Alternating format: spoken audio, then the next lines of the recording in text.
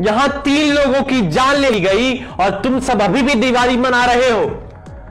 मायावती ने भी इस मामले पर बेहद तंज कसा है, वहां की सरकार पर, भाजपा पर, उस पर भी हम बात करेंगे। लेकिन सबसे पहले बात करते हैं इस पूरी घटना पर। जी हां, मैंने बिल्कुल सही कहा कि 3 लोगों को मार दिया गया, 3 लोगों की जान ले ली गई। तीनों एक ही परिवार के सदस्य थे। पति, पत्नी और बेटे को गोली मारकर उड़ा दिया गया, मतलब उनकी जान ले ली गई। यह मामला दिवाली की अगली सुबह का है। दिवाली के अगली सुबह यह मामला बताया जा रहा है। अमर उजाला की रिपोर्ट यह कह रही है कि जब पति, पत्नी और बेटे को मारा गया तो उसके बाद उसके और 2 बेटे जो थे वो लोगों से मिलने गए, देखने गए, खोजने गए कि कहां है मेरे मम्मी पापा और मेरा भाई। जब वहां खोजने गए तो उन दोनों को भी मारा गया, लेकिन सौभाग्य कहिए कि उन दोनों को गोली लगी, लेकिन वो लोग सिर्फ जख्मी हुए, उनकी जान नहीं गई। वो दोनों अभी फिलहाल अस्पताल में एडमिट है। लेकिन जो बाकी 3 लोग हैं, जो 3 सदस्य थे एक परिवार के, बहुजन समाज का ये परिवार था, उन तीनों की जान चली गई। मैं अफसोस के साथ कहना चाहता हूं कि उन तीनों की जान चली गई। ये जो रिपोर्ट है, ये अमर उजाला की रिपोर्ट है। इस पे मायावती ने भी तंज कसा है वहां की सरकार को। मैं बताना चाहता हूं मायावती ने क्या कहा। मायावती ने ट्वीट कर कहा कि मध्य प्रदेश में भी दलित व आदिवासी समाज पर अत्याचार लगातार जारी। आज ही दमोह जिले के देवरान में दबंगों ने दलित परिवार पर अंधाधुंध फायरिंग की और फिर पत्थर से कुचलकर 3 लोगों की हत्या कर दी। बाकी घायलों ने भागकर जान बचाई। इस हृदय विदारक घटना की जितनी निंदा की जाए वह कम है। फिर उसके बाद मायावती ही कहती हैं कि यह अंधकार युग जैसी ताजा घटना मध्य प्रदेश बीजेपी सरकार में कानून व्यवस्था के साथ साथ गरीबों, दलितों, आदिवासियों व महिलाओं आदि की सुरक्षा के मामले में सरकारी विफलता की पोल खोलती है। सरकार ऐसे आपराधिक तत्वों के विरुद्ध नरमी नहीं बल्कि सख्त कार्रवाई करे, बीएसपी की यह मांग है। बसपा सुप्रीमो मायावती ने भी इस मामले पर अपना बयान दे दिया है। मैं कहना चाहता हूं, ये घटनाएं आए दिन हो रही है। जहां जहां भाजपा की सरकार है या कांग्रेस की सरकार है, वहां वहां बहुजनों के साथ उत्पीड़न लगातार बढ़ता हुआ दिखाई दे रहा है। अभी उत्तर प्रदेश की मैंने कई घटनाएं 2 दिन में कवर की है। वो तीनों चारों घटनाएं यूपी की थी। भाजपा सरकार है यहां पर और तीनों चारों घटनाएं बहुजनों के साथ घटित है। और यह मामला जो सामने आया, यह भी मध्य प्रदेश का मामला है। बहुजनों के साथ यह घटित हुआ है और घटित किया है कुछ ओबीसी के समाज के लोगों ने।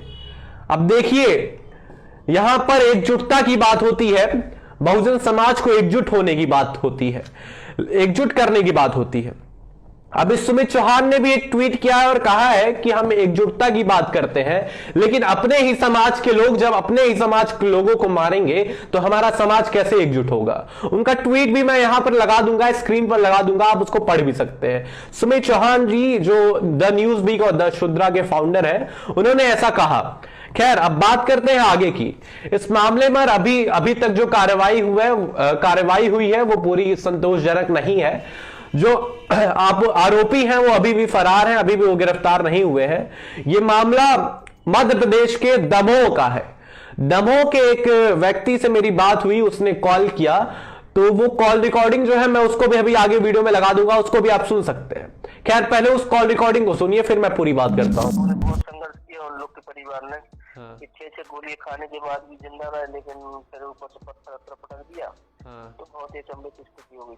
अच्छा, मतलब गोली मारने के बाद भी उन्होंने पत्थर से मारा? हाँ सर, उनके गोली मारने के बाद 5 मिनट, मतलब गोली फायरिंग तो वहाँ पे 50-60 फायरिंग की है, तो उसमें से 2-4 लोग को लगी हुई है, 3 लोग फिलहाल, लेकिन वो उतनी देर नहीं हो पाई थी उनकी। अच्छा।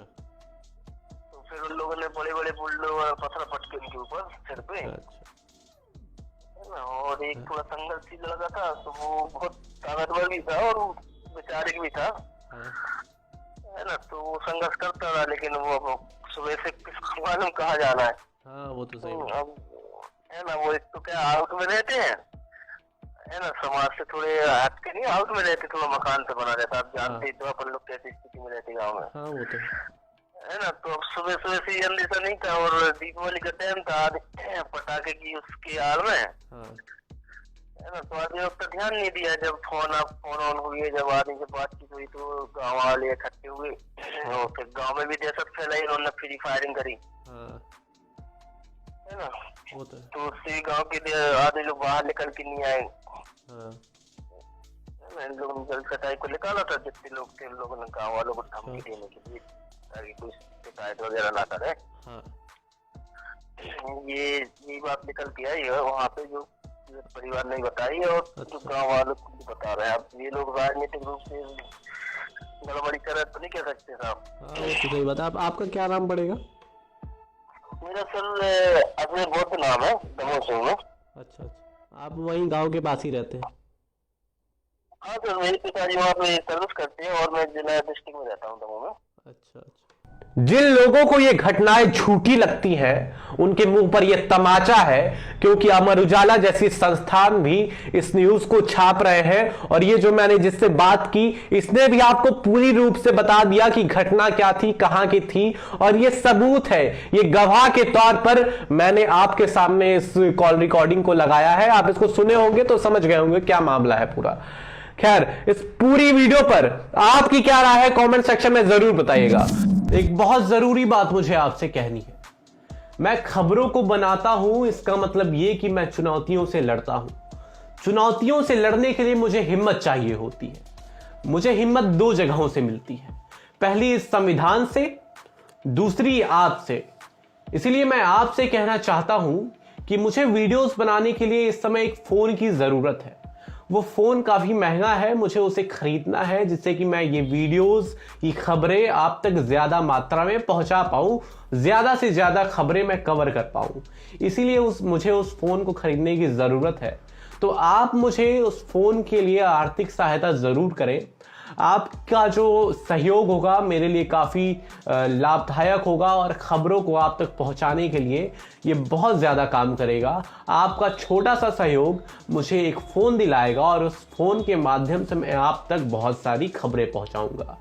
आप लोग 50 रुपए से लेकर 10 रुपए, 20 रुपए, 100 रुपए, 150, 500, 1000, 20,000 जितना हो सके आप भेज सकते हैं मुझे। यूपीआई आईडी और गूगल पे नंबर मैंने स्क्रीन पर और डिस्क्रिप्शन में दे रखा है। आप मुझे कॉल करके बात भी कर सकते हैं, उसी के साथ साथ मुझे आर्थिक सहयोग भी कर सकते हैं। बहुत बहुत शुक्रिया। जय भीम, जय भारत। मैं अर्नब, बहुत बहुत शुक्रिया। अगर आप इस वीडियो को यूट्यूब पर देख रहे थे तो हमारे यूट्यूब चैनल को सब्सक्राइब करना ना भूलिएगा। अगर आप इस वीडियो को फेसबुक पर देख रहे थे तो हमारे पेज को लाइक करना ना भूलिएगा। बहुत बहुत शुक्रिया। जय भीम, जय भारत।